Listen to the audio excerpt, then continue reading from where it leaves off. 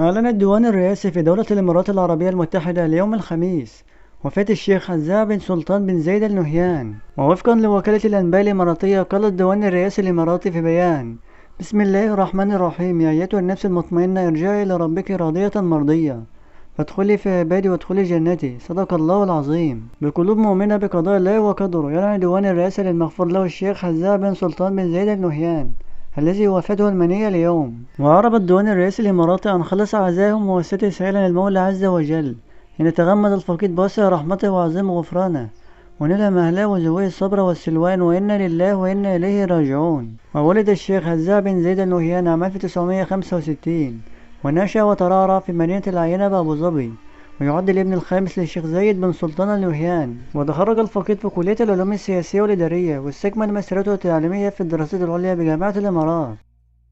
وبكده نكون وصلنا لنهاية الفيديو. متنساش تشترك في القناة وتفعل زر الجرس وتعمل لايك للفيديو ليصلك كل جديد. والسلام عليكم ورحمة الله وبركاته.